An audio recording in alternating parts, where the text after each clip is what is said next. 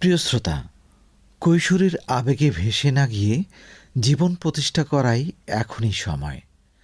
আপনারা যারা আমাদের কথা শুনছেন সবাইকে শিশু ও নারী উন্নয়নে সামাজিক সচেতনতামূলক কার্যক্রমের আওতায় ম্যাগাজিন অনুষ্ঠান জীবনের জন্য থেকে শুভেচ্ছা। আবেগীয় অনুভূতি ও ভালোবাসার ইতিবাচক দিকগুলো নিয়ে কীভাবে সফলতার দিকে এগিয়ে যাওয়া যায় তা নিয়ে আজকের পর্ব। কৈশোরের আবেগ হোক ইতিবাচক। গ্রন্থনা উপস্থাপনায় আছি আমি নাজমুল করিম জুয়েল। ম্যাগাজিন অনুষ্ঠান জীবনের জন্য প্রতি বৃহস্পতিবার দুপুর 1:05 প্রচারিত হচ্ছে ইউনিসেফের সহযোগিতায় বাংলাদেশ বেতার কক্সবাজার থেকে। এই অনুষ্ঠান রেডিও সেটে এবং মোবাইল ফোনে শুনতে টিউন করুন FM 100.8 মেগাহার্টজে। এছাড়াও ফেসবুক পেজ এবং ইউটিউব থেকে পরবর্তীতে এই অনুষ্ঠান শুনতে পাবেন। আমাদের শিশু ও কিশোর কিশোরী শ্রোতা বন্ধুদের মধ্যে আজকে যাদের জন্মদিন তাদের সবাইকে জানাই জন্মদিনের শুভেচ্ছা।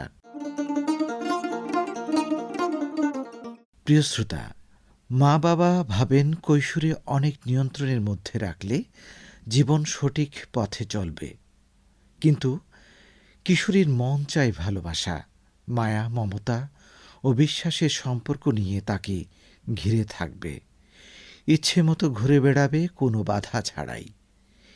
এই যে প্রজন্মের মধ্যে আবেগীয় অনুভূতি প্রকাশের ভিন্নতা রয়েছে তা নিয়ে শুনব মা বাবা ও কিশোর কিশোরীদের গল্প। সে মতামত ধারণ করতে আজ এসেছি কক্সবাজার সদর উপজেলার একটি গ্রামে। এবারে শুনবো একজন কিশোরীর নিজের গল্প। কৈশোরের সময়টা কাটিয়েছি গুড়ের মধ্যে, অথচ আনন্দে কেটে যাওয়ার কথা ছিল আমার কৈশোর। তার বদলে আবেগের তাড়নায় ভুল সিদ্ধান্ত নিয়ে অন্ধকার ঘরে বালিশের মুখ গুজে কেটেছে আমার 3টি বছর। বড় হওয়ার সাথে সাথে মনে ভালোবাসার অনুভূতি তৈরি হতে থাকে। মনে হয় তীব্র আনন্দে বাঁচি, ঘুরি ফিরি, হাত যে ফিরি অনেক অজানা পথ। সে অজানা পথে হাঁটতে গিয়ে শুরু হলো অন্যরকম এক জগতের পথ চলা। কোনো কিছু না ভেবে জীবনকে তুচ্ছ করে পরিবারকে ছেড়ে চলে গেলাম ভালোবাসার মানুষের কাছে। তারপর দেখলাম এই জগৎটা স্বপ্নের মতো রঙিন নয়। এখানে রোদের মধ্যে ক্লান্ত হয়ে ঠাই দাঁড়িয়ে থাকলেও কেউ এসে বলে না, মা কিছু খাবি, আয় গা মুছি দেই। এই জীবনে সকাল থেকে শুরু হয় জীবন নিয়ে টিকে থাকার যুদ্ধ। বয়স কম বলে কোনো কিছুতেই কোনো ছাড় পাওয়া যায় না। এভাবে চলতে চলতে ভালোবাসার অনুভূতিগুলোও মরে যেতে লাগলো। কারো জন্য মনে কোনো তীব্র আকাঙ্ক্ষা কাজ করে না, শুধু ভয় আর কষ্টের মধ্যে সময় যেতে লাগলো। সারাক্ষণ মায়ের মুখটা বাঁচতে মনে হতো এক্ষুনি ছুটে যায়, গিয়ে বলি আমাকে ক্ষমা করে দাও। বুঝতে পারিনি জীবনে বেঁচে থাকতে হলে পরিবারের ভালোবাসার দরকার হয়।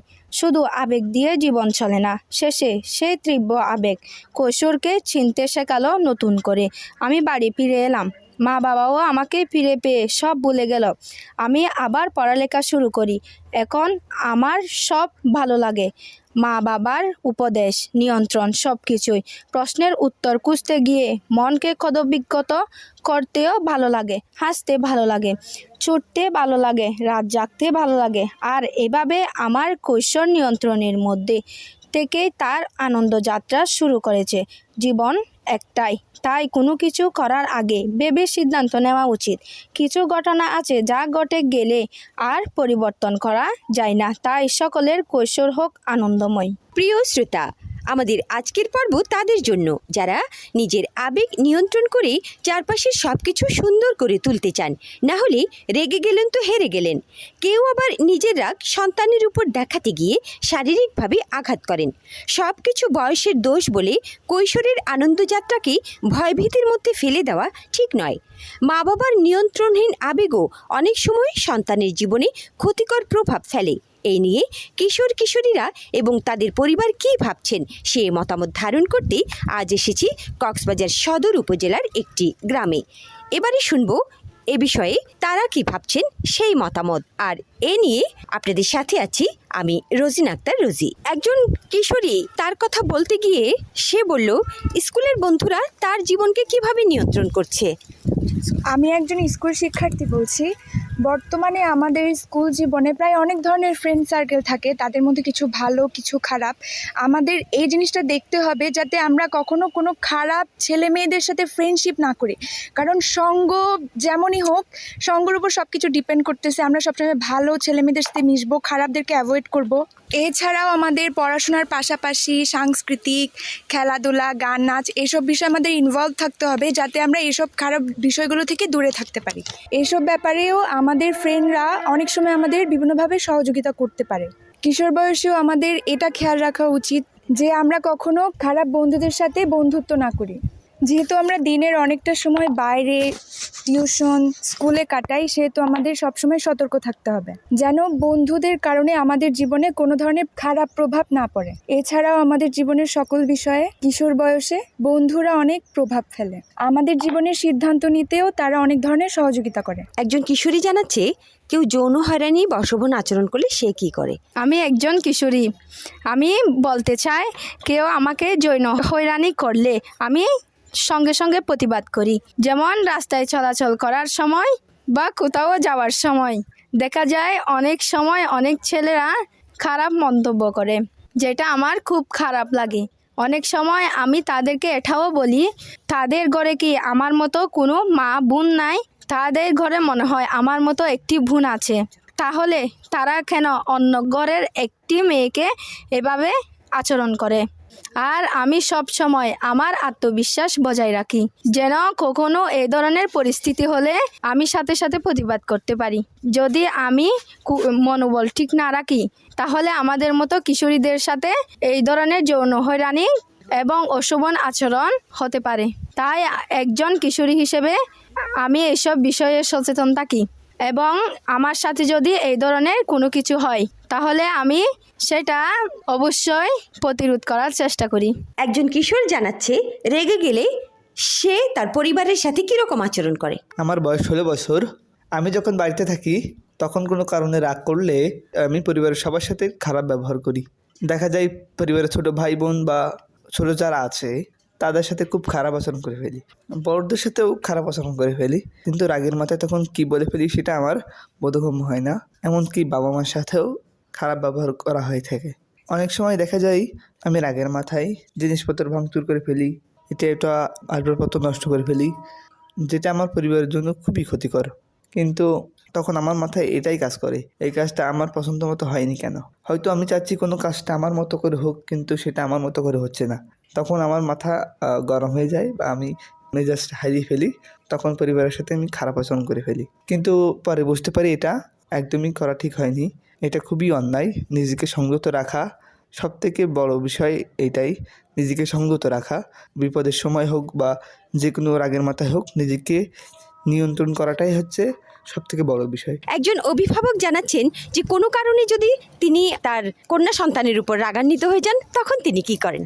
প্রথমেই হুট করে রাগান্বিত হয়ে যায় পারিপার্শ্বিক বিবেচনায়, পরে আবার নিজেকে সামলে নিই এবং তাকে আবার অনেক আদর করি এবং তাকে রাগান্বিত হওয়ার জন্য, মন খারাপ না করার জন্য বলি এবং তাকে বিভিন্ন বিষয়ে পরামর্শ দিই বা কাজগুলো যাতে ঠিকমতো করে, চোখে যাতে কোনো কঠিন না হয় সে ধরনের পরামর্শ দিই এবং রাগান্বিত হওয়া ঠিক না, উচিত না, এই কথাগুলো বলি এবং সে যদি কোনো ভুল করে থাকে সেগুলো শুধরানোর জন্য বলি এবং কিভাবে শুধরানো যায় সে ব্যাপারেও একটু দিক নির্দেশনা দেওয়ার জন্য চেষ্টা করি।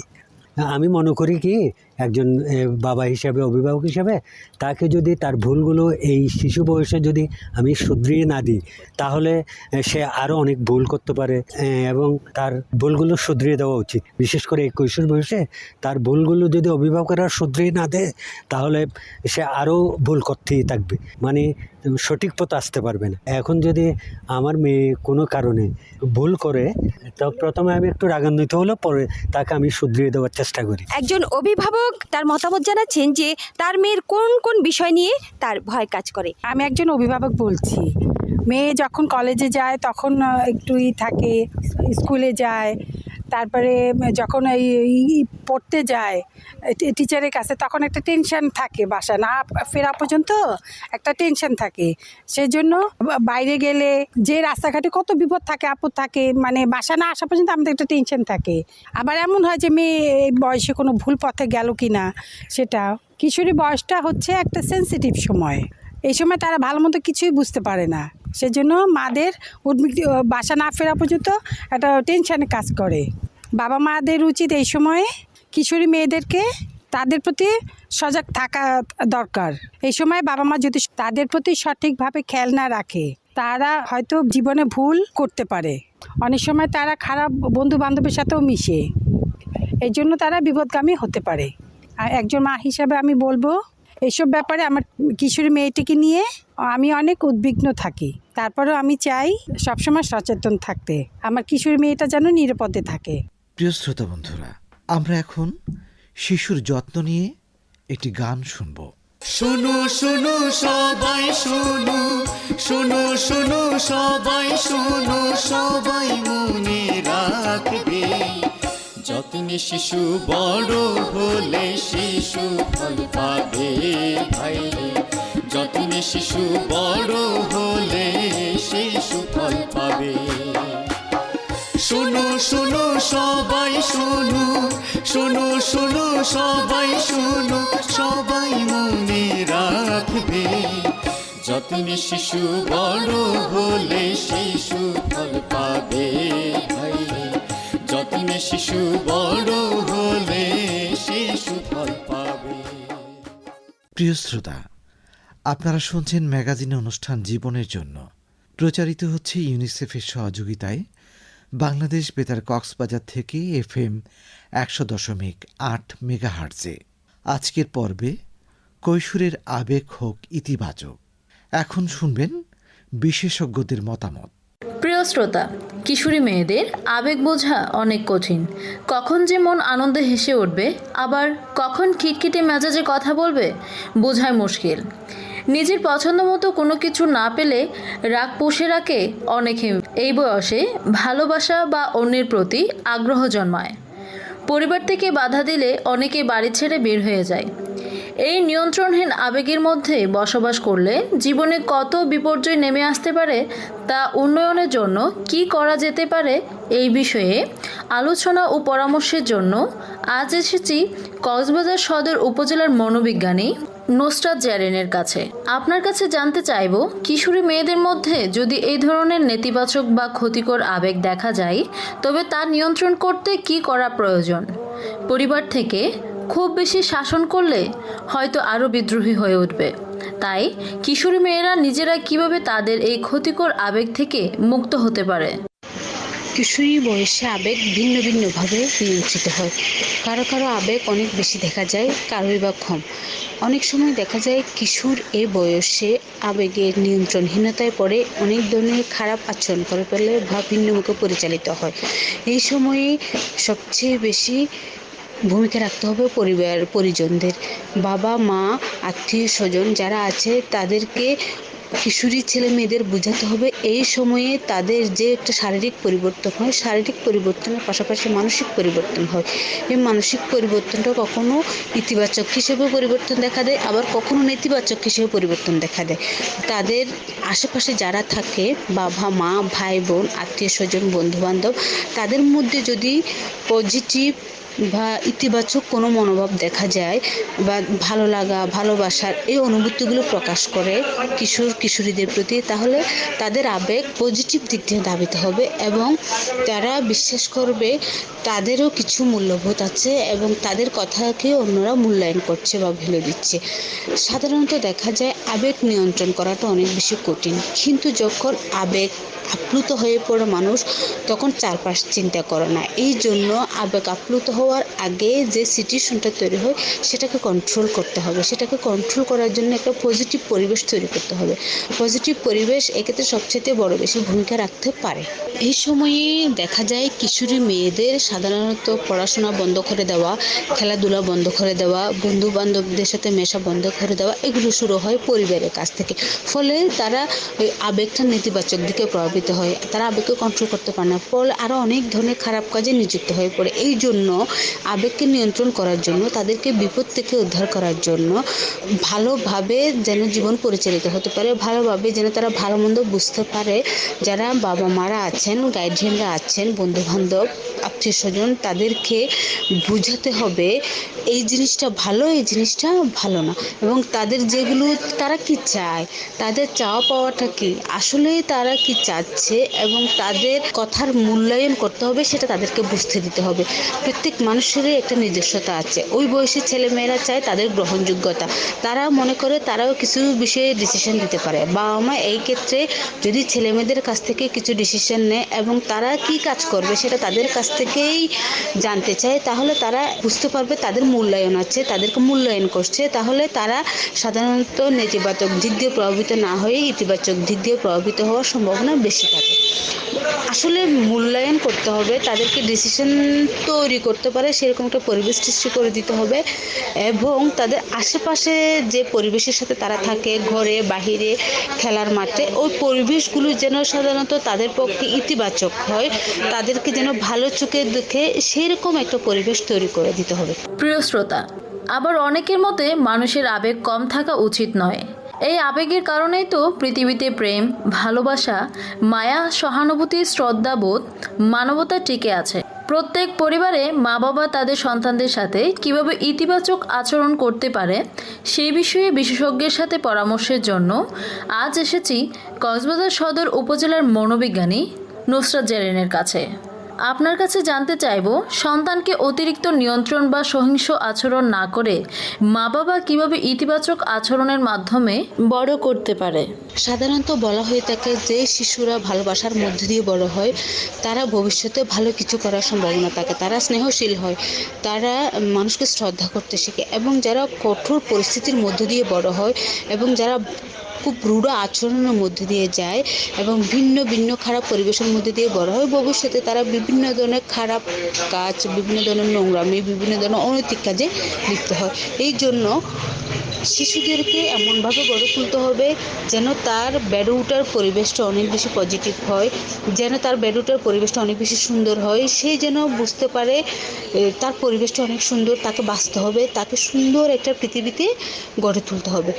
এখানে দেখা যাচ্ছে শিশুদেরকে বাবা মারা অনেক সময় বিভিন্ন বিষয়ে মারধর করে, বকাবকি করে। সাধারণত কোনো বিষয়ে মারধর বা বকাবকি করার আগে যদি তাদেরকে বিষয়টা বোঝানো হয়, তাহলে শিশুরা একদিন দুদিন না বুঝলেও কিন্তু আস্তে আস্তে বোঝা শুরু করে। এক্ষেত্রে দেখা যায়, ধরেন একজন শিশু দুপুরের দিকে খেলার মাঠে যেতে চাইলো, কিন্তু দুপুরে একদম প্রখর রোদে খেলার মাঠে যাওয়াটা কতটা যৌক্তিক সেটা তাকে কোনোভাবে বোঝানো যাচ্ছিল না। তাকে খেলার মাঠে যেতে বারণ করার চেয়ে, খেলার মাঠে যেতে নিষিদ্ধ করার চেয়ে যদি বলা হয় যে এই ভোর দুপুরে যদি তুমি খেলার মাঠে যাও, তুমি কোনো খেলার সাথে পাবে না, তোমার শরীর খারাপ করবে বা তোমার ওখানে কেউ থাকবে না, তোমার সাথে অনেক অঘটন করতে পারে, বরঞ্চ এই সময়টুকু যদি তুমি অন্য কোনো কাজে ব্যস্ত থাকো তাহলে তোমার জন্য ভালো হয় কিনা। অর্থাৎ কোনো কিছুর খারাপ বা নেতিবাচক দিক না বুঝিয়ে যদি পজিটিভ কোনটা হয় সেই দিকটা বোঝানো হয়, তাহলে হয়তো শিশু আস্তে আস্তে বুঝবে, যেটাকে বলা হয় সাধারণত পজিটিভ প্যারেন্টিং। সাধারণত এইভাবেই হচ্ছে ভালো কিছু বোঝানোর মাধ্যমে সব কিছুতে ইতিবাচক একটা প্রভাব রেখে যদি কোনো কিছু বোঝানো হয় শিশুদেরকে, তাহলে সেটা অনেক বেশি বুঝবে এবং দীর্ঘস্থায়ী হবে। যদি কোনো বিষয়ে তাকে মারধর করানো হয়, বকাঝকা করা হয়, তাহলে সেই বিষয়টা তার মধ্যে অনেক বেশি আঘাত ফেলবে এবং সেই বিষয়ের প্রতি সে আরও অনেক বেশি আকৃষ্ট হবে। এই জন্য বোঝানোর মাধ্যমে যদি তাকে ওই বিষয়টা থেকে দূরে রাখা হয়, বোঝানোর মাধ্যমে যদি তাকে ওই বিষয় সম্পর্কে ভালো মন্দ সব কিছু বুঝিয়ে যদি ওই জায়গা থেকে সরিয়ে আনা হয়, তাহলে সেটা আরও অনেক বেশি ভালো প্রভাব পড়বে এবং সে সেটা আস্তে আস্তে বুঝতে শুরু করবে। শিশুদের ক্ষেত্রে যেটা দেখা যায়, শিশুরা অনেক বেশি আবেগপ্রবণ, অনেক বেশি ভালোবাসা চায়, অনেক বেশি স্নেহ চায়। সাধারণত যাদেরকে অনেক বেশি স্নেহ দিয়ে কোনো কিছু বোঝানো হয়, ভালোবাসা দিয়ে কোনো কিছু বোঝানো হয়, আদর করে কোনো কিছু বোঝানো হয়, তাহলে সেটা তারা অনেক বেশি বোঝে। অনেক সময় দেখা যায় ছেলেমেয়েরা পড়াশোনা করতে কম চায়, তাহলে আসলে তাদেরকে তখন বুঝাতে হবে তুমি যদি পড়াশোনা করতে কম চাও তাহলে পড়াশোনা যারা কম করছে তাদের অবস্থান কীরকম, আর পড়াশোনা যারা বেশি করছে ভালো করছে তাদের অবস্থান কীরকম। তুমি কি সেরকম হতে চাও? তোমার জীবনটা তুমি কিভাবে চালাতে চাও? তোমার জীবনটা তুমি ভবিষ্যতে কী হিসেবে দেখতে চাও? তুমি যদি এভাবেই দেখতে চাও তাহলে তোমাকে এভাবেই পড়াশোনাটা করতে হবে। এভাবে পজিটিভ প্যারেন্টিংয়ের মাধ্যমে তাকে বিষয়গুলো বুঝিয়ে দিতে হবে। শান্ত ভালো পরিবেশ, ভালো সহানুভূতি, ভালো সহমর্মিতা, শ্রদ্ধা, মায়া, মমতা এগুলো দিয়ে যদি কোনো শিশুকে বড় করে তোলা হয় তাহলে ভবিষ্যতে একটা ভালো পৃথিবী আমরা উপহার দিতে পারবো বলে আশা করছি। প্রিয় শ্রোতা, আপনারা শুনছেন ম্যাগাজিন অনুষ্ঠান জীবনের জন্য। কৈশোরের আবেগ কিভাবে নিয়ন্ত্রণ করা যেতে পারে তা নিয়ে পরামর্শ হলো যেই বিষয়গুলি নিয়ে পরিবারের সাথে তর্ক এবং সমস্যায় পড়তে হয় তা থেকে দূরে থাকা, খুব ভালো মতো পরিচয় না থাকলে সেই মানুষের সাথে বন্ধুত্ব না রাখা।